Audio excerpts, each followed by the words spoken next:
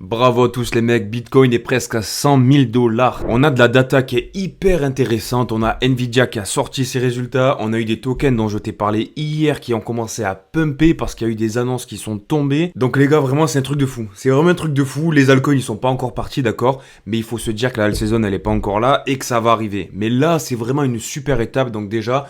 il faut souffler les mecs. Il faut décompresser les mecs. D'ailleurs, moi, je vais partir en Amérique du Sud, me prendre un petit peu le soleil là. C'est pour ça que j'ai fait des vaccins aujourd'hui. Je suis plein de vaccins, regardez. J'en ai 2 là, un là. Enfin bref. Donc si je dis des conneries aujourd'hui, les mecs, ne m'en voulez pas. Hein. Donc les crypto-monnaies n'ont pas extrêmement bien performé parce que le Bitcoin prend toute la place. Il a une dominance qui est quasiment à 60%. Donc forcément, en plus avec les ETF Bitcoin, ça n'arrange pas l'histoire. Mais dans tous les cas, on a quand même des tokens qui se sont bien portés, qui ont fait de belles performances. Et les tokens qui ont bien performé, regarde bien, hein, c'est ceux qui apportent de la valeur. Si tu es au bon endroit, au bon moment, ça part. Comme tu peux le voir, Sturdy, qui est un low cap, ils ont fait des annonces, voilà, je t'en parlerai un peu plus après. Ils sont montés au-dessus de 2 $. Moi, je t'en avais parlé quand il était ici. Et honnêtement, je suis plutôt fier parce que sur le YouTube français, personne n'en a parlé.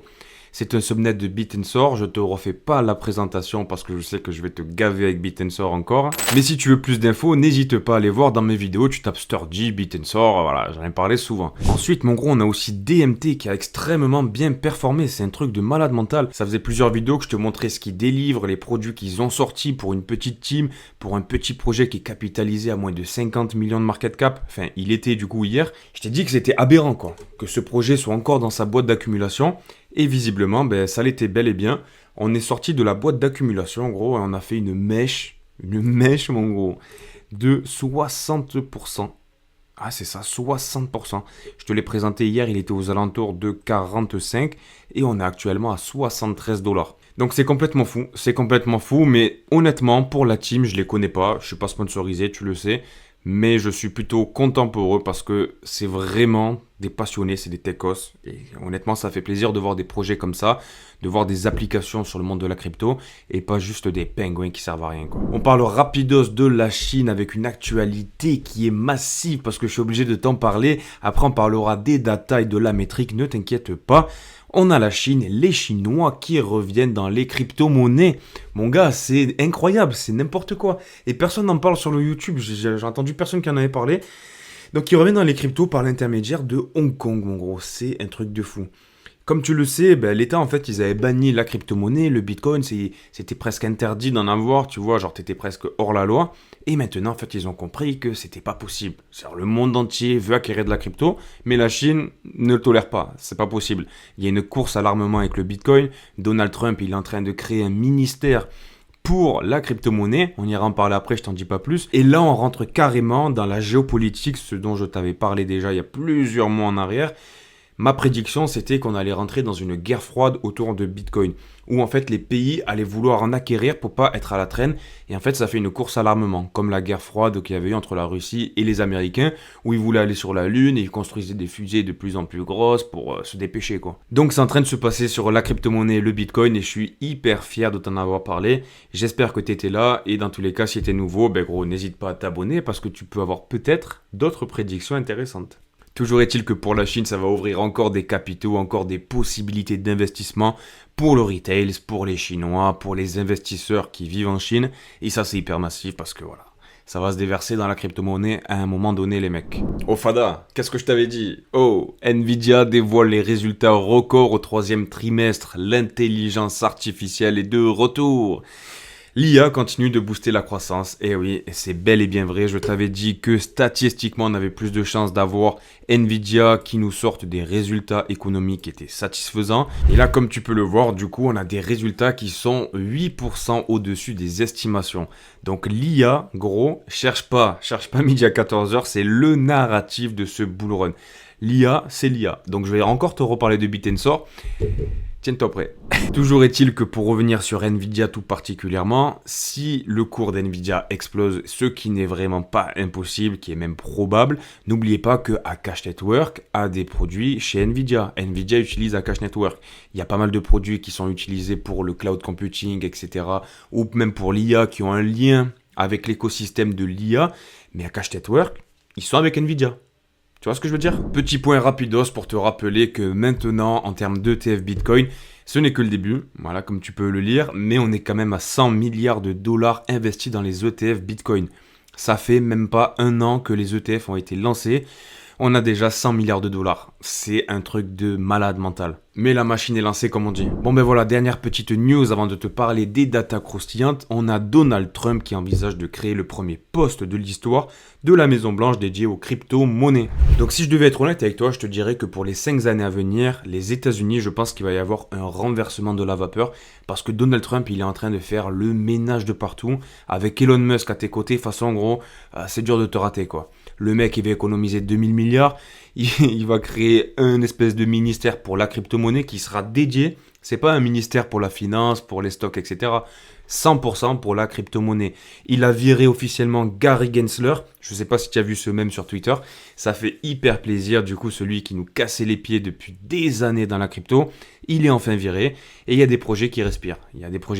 Je sais à quoi tu penses. Et dans tous les cas, le Bitcoin, la crypto, la technologie, l'IA ne peut qu'apprécier ce genre de réformes qui sont réalisées par Donald Trump, les mecs. Petit point rapide sur Akash Network pour te partager une petite data croustillante en termes de daily new lease. En fait, les produits qui sont proposés sur la plateforme d'Akash Network, donc je te rappelle, c'est des GPU, des CPU pour entraîner des modèles, pour faire pas mal de choses, notamment autour de l'IA. Ce qui est hyper intéressant, c'est qu'on a une augmentation qui est croissante du matériel qui est proposé. Akash Network réinvestit l'argent qu'il gagne dans de nouveaux outils, dans de nouveaux produits, dans de nouveaux GPU, etc.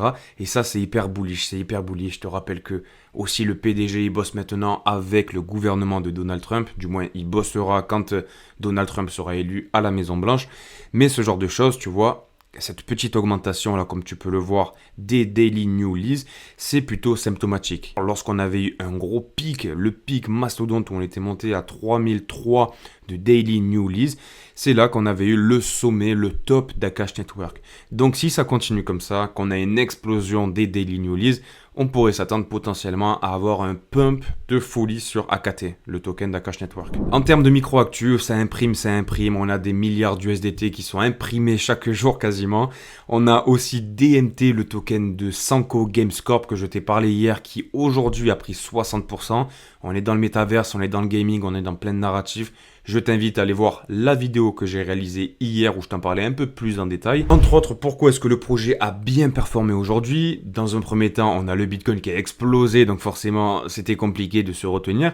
Mais dans un second temps, on a aussi DMT qui est maintenant en live sur Solana. Donc les mecs, ils surfent toutes les trends. Ils vont être sur l'IA, ils sont sur les marchés prédictifs. C'est une folie, il faut vraiment surveiller de près ce projet-là. Ça ne veut pas dire investis tout ton capital, mais 30%, j'ai pas dit ça mon gros. Mais je pense que en plus, si tu aimes la tech et si tu aimes les bons investissements dans des cryptos de qualité, je te conseille de te pencher sur DMT. J'ai fait plein de vidéos qui en parlent, donc n'hésite pas à aller voir sur ma chaîne mon gros. Et dernière petite micro-actu que j'ai partagée sur mon Twitter, donc n'hésite pas à t'abonner sur Twitter si t'es pas abonné, c'est la crypto brève mon gros. On a une nouvelle massive pour Sturdy. Alors on a le Venture Capital DCG qui a lancé une filiale du coup qui s'appelle Yuma et qui est spécialisée dans les subnets de Bitensor. Alors c'est pas des rigolos, ok, ce VC là, il gère à peu près 3 milliards de dollars, donc tu vois, c'est pas des conneries, ok. Ils ont créé une filiale pour gérer les subnets de Bitensor. Donc ça veut dire que tu vois, ils kiffent l'écosystème de TAO. Donc déjà, premier point. Second point, cette filiale de Yuma, elle a financé Sturdy et elle est en train de les accompagner. Et c'est le premier subnet qu'elle accompagne sur les 55 subnets qui sont actuellement existants sur Bitensor. Donc c'est pour te dire la confiance et le sérieux de la team de Sturdy. Au passage, Sturdy, ils sont aussi accompagnés par Pantera Capital. Il y a pas mal de super VC qui sont derrière eux. Mais ce genre de news, c'est massif, gros. C'est massif. Ouais, je voulais te faire un point aussi rapidos là sur les altcoins et le Bitcoin. Parce que, ouais, il y en a qui sont nouveaux dans le secteur. Ils voient le Bitcoin exploser, ils comprennent pas pourquoi leurs altcoins ne performent pas. Et ils peuvent être même tentés de vendre leurs altcoins pour acheter du Bitcoin. Et actuellement, au moment où on parle là, c'est le pire moment pour faire ça. Parce que le Bitcoin, il commence à vraiment titiller le plafond. Il est en train potentiellement d'aller toucher un top. Donc en fait, si tu vends tes altcoins maintenant, en gros, tu vas les vendre pour acheter du Bitcoin que les baleines vont te vendre parce qu'ils vont te dumper, tu vois. Donc c'est vraiment, je pense, pas le meilleur moment. Après voilà, pas de conseil en investissement, les mecs, vous connaissez la chanson. Mais ce qu'il faut se dire, les gars, c'est que dans l'histoire des bull runs sur Bitcoin et la crypto-monnaie, on a toujours eu ce phénomène où on a le Bitcoin qui part en premier et ensuite on a les altcoins qui performent. Alors, Je vais pas te le dire comme ça parce que je pense qu'il y a pas mal de personnes qui le comprennent un peu différemment. Tout le monde te le dit comme ça. En fait, c'est pas le Bitcoin monte, le Bitcoin descend, les altcoins montent. C'est pas comme ça que ça se passe. C'est le Bitcoin monte, les altcoins titillent un peu, essayent de monter, mais voilà, à une vitesse qui est beaucoup moins élevée. Le Bitcoin corrige, les altcoins corrigent. Et là, les mecs qui ont pris des bénéfices, les baleines sur la première montée, ils vont les investir dans les cryptos. Donc là, tout le monde remonte en même temps, sauf que les altcoins vont dépasser le Bitcoin, vont avoir un ratio plus important de hausse. Et c'est pour ça qu'on dit que les altcoins performent après le Bitcoin. Mais c'est pas le Bitcoin descend, les altcoins montent. Ça, c'est pas vrai. Ou du moins, il peut y avoir des narratifs, il peut y avoir des cryptos exceptionnels comme le RWA et le DeFi, parce que les gens, du coup, ils réinvestissent les capitaux dans le protocole et du coup, le token est valorisé. Mais sinon, pour la majorité des alts, c'est comme ça que ça se passe. Alors, comme tu peux le voir sur cette charte, dans un premier temps, sur la courbe normale, la rouge et la verte, on a le Bitcoin et la courbe rose représente le total 3. Donc, c'est le market cap des crypto-monnaies excluant les 10 premières. Donc, le Bitcoin, l'Ethereum, etc., tu supprimes. Et là, du coup, ça confirme bien ce que je t'ai dit sur le fait que c'est pas le Bitcoin monte, le Bitcoin descend, ensuite les altcoins montent. Ok ? On a des pics qui sont corrélés avec des pics de Bitcoin. En revanche, on n'a pas le top au même endroit. Tu comprends la nuance? Parce qu'il y a des mecs de YouTube et d'Internet et tout qui te disent ça, mais c'est pas comme ça. La vérité, c'est pas ça. Donc je pense que c'est important que tu gardes en tête des choses claires avant que le bull run devienne complètement fou. Donc ce que je vais te montrer, c'est que tu vois, lorsqu'on a eu du coup les élections présidentielles de 2020, donc c'était le 4 ou le 5 novembre, la ligne verticale bleue que tu as juste à gauche de ton écran, derrière, le marché est monté. Donc les altcoins, ils ont eu du mal à monter au début. C'est pour ça que tes altcoins, ils ne performent pas trop bien. En revanche, le Bitcoin, il a explosé, il a fait sa première jambe haussière. Et ensuite, regarde bien ici, là. On a eu un pic aussi sur le total 3.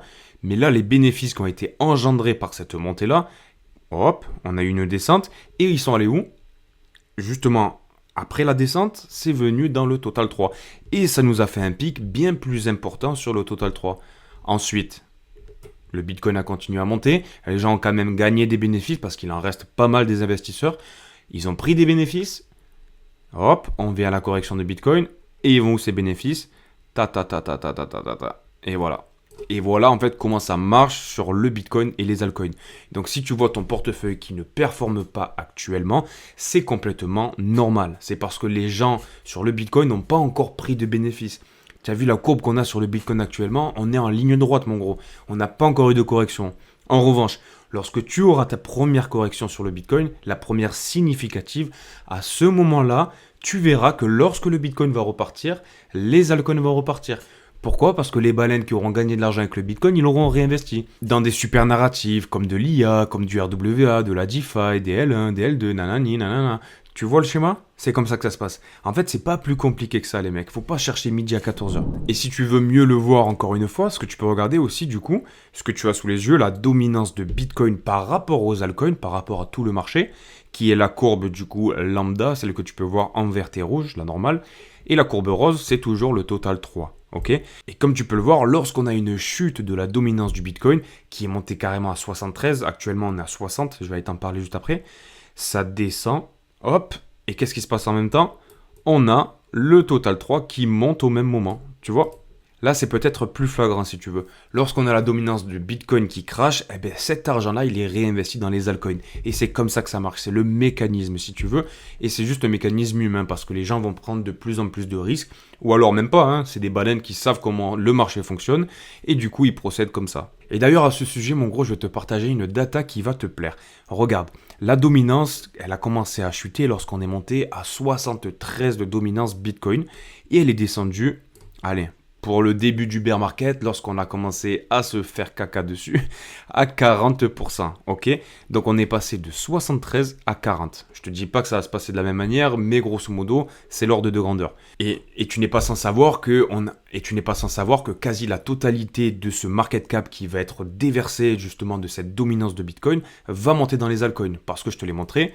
Regarde, c'est vraiment clair, hein? Bon, on est d'accord. Du coup, si on regarde la capitalisation du Total 3 actuellement, on est à 850 milliards de dollars. Ok. Qu'est-ce que ça pourrait représenter? Petit calcul de maths, voilà, je me la prends pour le prof de maths là. Qu'est-ce que ça pourrait représenter du coup si on récupère ce market cap, cette dominance du Bitcoin sur les alts à partir de maintenant? Pour avoir une idée, ok? Alors, cours de 4ème B de Monsieur Defrotin, qu'est-ce qu'on fait? On fait 1900 milliards, c'est le market cap du Bitcoin. On passe de 70 à 40, du coup 40 fois 1900 divisé par 70, ça fait 1085 milliards de dollars. Donc potentiellement, allez, on arrondit à 1000 milliards de dollars à la grosse louche, qu'on viendrait ajouter du coup sur le market cap du Total 3 actuel de 850 milliards de dollars. Donc rien que ça, avec le market cap du Bitcoin à 100 000 dollars, si tu le vois à 150 000 dollars, ben ça fait beaucoup plus. Je te laisserai faire les calculs de ton côté. Donc la vérité, c'est qu'il y aura aussi de l'argent qui sera déversé sur l'Ethereum, sur les 10 premières cryptos. Ça ira pas tout sur le Total 3, mais on va avoir un afflux massif de liquidités qui va rentrer dans le Total 3. Et ça sera inévitable. Ça, c'est juste l'argent de Bitcoin via les bénéfices. Après, il y a l'argent frais qui va arriver aussi. Donc voilà les gars, pour l'instant on n'a rien vu, donc c'est vraiment pas le moment en tout cas de commencer à paniquer, d'acheter du Bitcoin, de trucs. On reste focus sur nos positions, on prend un peu de repos et on revient plus en forme. Bon gros, j'espère que ça t'a plu, n'hésite pas à me mettre un petit like, un petit commentaire, c'est comme ça que tu pourras me donner la force. Je te demande pas d'argent, d'accord? En revanche, si tu veux t'abonner, abonner ta soeur, ton frère et tes cousins, ça m'arrangerait, ça serait cool. Prends soin de toi, bisous, ciao ciao, bam!